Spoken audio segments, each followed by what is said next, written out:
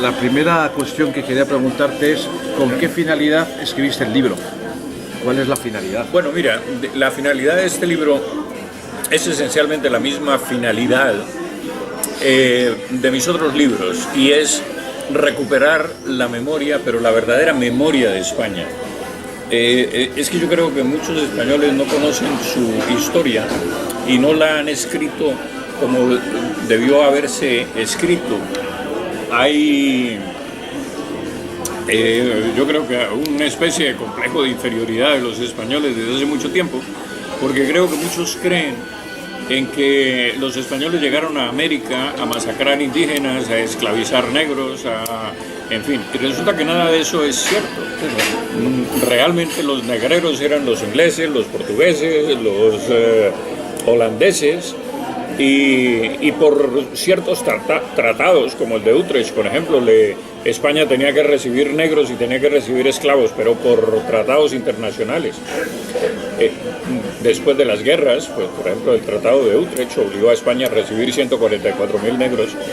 Entonces yo creo que es necesario reivindicar la memoria de España en sus aspectos humanísticos, culturales, civilizadores, y por eso escribí este libro, porque además es una especie de continuación del libro primero que escribí, que se llamó El día que España derrotó a Inglaterra. Es una continuación de eso porque es la venganza de España por los episodios acontecidos en 1741 en Cartagena de Indias. Sobre todo que te interesó mucho el tema de la leyenda negra y quieres un poco desmontarla, ¿no? Sí, efectivamente. Eso es lo que he querido, reivindicar la verdadera memoria de España. Luego yo veo que cuentas muchos aspectos de la conquista británica que no les deja muy bien parados a los británicos, ¿no? Efectivamente, pero además todos son ciertos. Es que yo me he documentado sobre esos aspectos, sobre la forma en que los británicos trataban a los negros. Los franceses, por ejemplo, los franceses no los dejaban casar. Imagínate tú esto. No les daban la extrema unción a la hora de la muerte. Esto es absolutamente increíble, ¿no? Y las penas tan severas que tenían los ingleses, además sin derecho a apelar, sin derecho a que se revisara la sentencia. Una sentencia a muerte y te ejecutaban a los 10 minutos, o sea, era así de simple. Y luego conoces muy bien Estados Unidos, sé que has vivido ahí muchos años. ¿Qué aporte hizo España, digamos, a la conquista de los Estados Unidos? Pues no solamente a la conquista, porque en este libro yo me centro más que todo en la independencia de los Estados Unidos, que fue promovida esencialmente, auspiciada y quizás conseguida, no solamente por la sangre española, sino por el dinero español, porque hasta los franceses que bloquearon la bahía de Yorktown se sirvieron de los fondos de Veracruz y de La Habana y de Puerto Rico. Alcanzaron a recolectar como 1 millón de pesos fuertes de la época para poder abastecer la flota que iba a bloquear Yorktown, que fue donde se rindieron los ingleses ante los ejércitos de Washington. Y ahí, entre otras cosas, iba Lafayette, pero Lafayette, la verdad es que era un incompetente total en materia de guerra. Y luego en América Latina, en muchos países, hay una imagen pésima de España, por ejemplo en México, en esos países. ¿Cuál es la causa de eso? Pues es que yo creo que cada país necesita una justificación para la traición. Mira lo que te estoy diciendo. Cuando tú no tienes ninguna justificación para traicionar a alguien, pues te tienes que inventar una. Y el invento americano es que los españoles mantenían aislados a los criollos, no les permitían acceder a los altos cargos públicos. En fin, era una especie de semi-esclavitud o discriminación la que había, y eso es totalmente falso. Es más, es que el presidente de Panamá era criollo, por ejemplo. Bolívar. Bolívar tenía sus padres de ascendencia puramente española. El virrey de México era criollo, por decir algo, y curiosamente es algo también desconocido. Criollo fue el presidente de la tercera regencia española que gobernó España en ausencia de don Fernando VII, nacido en Popayán, Colombia, que entre otras cosas es un medio pariente de mi mujer, que era don Joaquín de Mosquera y Figueroa, nacido en Popayán, elegido por las Cortes Españolas, presidente de la tercera regencia española, que fue quien publicó la constitución llamada la PEPA, la constitución de 1812. Era nacido en Popayán, Colombia, hoy Colombia. Entonces, pues, ¿cuál era la discriminación de la que hablan? Si este señor fue elegido por las Cortes Españolas y era criollo. Y luego en general, siempre hay un argumento por ahí, supuestamente histórico, que donde estuvo España es un desastre, nada funciona, ¿no? ¿Qué se podría rebatir sobre ese argumento, ¿no? Se puede rebatir que llevamos 200 años de republiquetas, peleando unas con otras, dictadores, socialismos, buscando utopías, 4, 5, 10 constituciones. Bolivia tiene una constitución cada año, por ejemplo, y un gobierno también. O sea, es un desastre. Después de que España se fue de América, lo que vinieron fueron guerras civiles permanentes, vinieron contiendas por el poder, en busca del poder, y desde entonces estas repúblicas no levantan cabeza. Estas repúblicas, quiero decir, cuando España estaba presente hasta 1810, eran mucho más avanzadas que los Estados Unidos desde el punto de vista cultural, universitario, la misma construcción de las casas, por ejemplo, los fuertes, todos hechos de piedra, a diferencia de los fuertes norteamericanos que eran hechos de madera. Las casas de Boston eran de madera, en cambio las casas nuestras en América eran de mampostería. México tuvo primero alcantarillado antes que Londres y antes que Madrid, Ciudad de México, ¿no? Lima también, Lima tenía 10.000 coches, por ejemplo, cuando su población era de 20.000 habitantes, casi que tenía un coche cada 2 habitantes. Eso era un nivel de vida muy alto. Lo mismo las empleadas del servicio andaban con joyas, con oro, con plata, etcétera.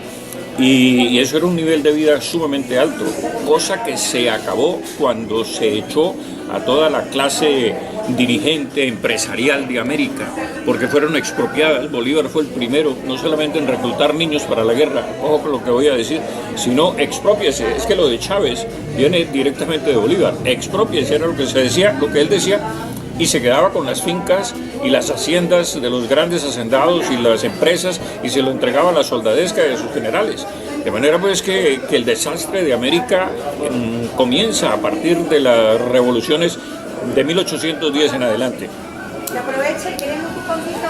No, y luego es sorprendente que te has fijado mucho en las figuras de Gálvez y de Lezo, que han sido las has puesto en el punto de mira de tus libros, y yo creo que te falta escribir algo sobre Bolívar, ¿no? No, tengo todo lo contrario.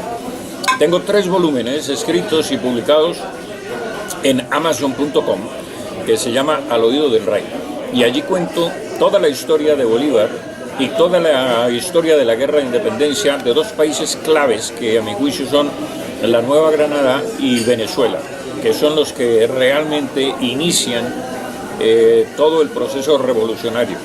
Entonces pues ahí está muy completo, y además la editorial Planeta en Bogotá me publicó un libro en físico que se llama La otra cara de Bolívar, y tengo otro que se llama Los crímenes de Bolívar, de tal manera pues que he escrito bastante sobre don Simón Bolívar. Hace unos años, no recuerdo el autor, se escribió una biografía paralela de Morillo y Bolívar, que la tesis final era que ni Bolívar fue tan santo ni Morillo tan hijo de puta. Bueno, es que realmente lo que yo he descubierto a lo largo de todas estas investigaciones que he hecho es que don Pablo Morillo no cometió un solo asesinato en la Nueva Granada cuando pacificó la Nueva Granada.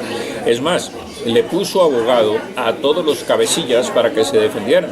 Lo que pasa es que, bueno, estaban las actas de independencia firmadas, la traición al rey firmada, y claro, los tribunales de sangre pues condenaron a muerte a los que tuvieron que condenar a muerte.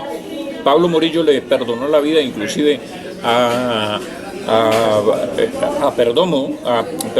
Pombo, Manuel de Pombo, que fue el autor del primer decreto de la República, que fue expropiando a los indios de sus tierras, porque como ya en la República todos eran iguales, pues entonces ya los indios no tenían por qué tener privilegios de ninguna clase. Ese fue el primer decreto de la República. Bueno, pues este señor estaba casado con doña Beatriz O'Donnell, que era hermana del conde de la Bisbal, y entonces Pablo le suplicó que perdonara a su marido, que había sido condenado a muerte, y Pablo Morillo le perdonó en una carta que, entre otras cosas, cuyo facsímil tengo en casa. Le perdonó la vida. Ahora, a Fernández Madrid, por ejemplo, que fue presidente de Cundinamarca, una parte de la actual República de Colombia, Fernández Madrid fue absuelto por el Tribunal de Sangre porque se defendió muy bien, y Pablo Morillo lo llamó a su despacho y le dijo: mire, yo no creo una sola palabra de la defensa que usted ha hecho, porque usted es un rebelde y lo será siempre, pero eso sí, voy a aceptar el veredicto del tribunal, pero lo voy a mandar a España para que aprenda lealtad. O sea que Pablo Morillo no fusiló a nadie arbitrariamente, sino que hizo cumplir la ley.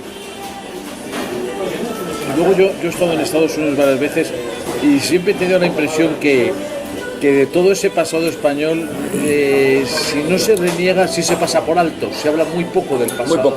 Muy poco, porque es que... Pocos monumentos y placas. Sí, muy poco, demasiado poco, y te voy a decir por qué. Primero, porque España lo que no supo vender fue su imagen en el mundo.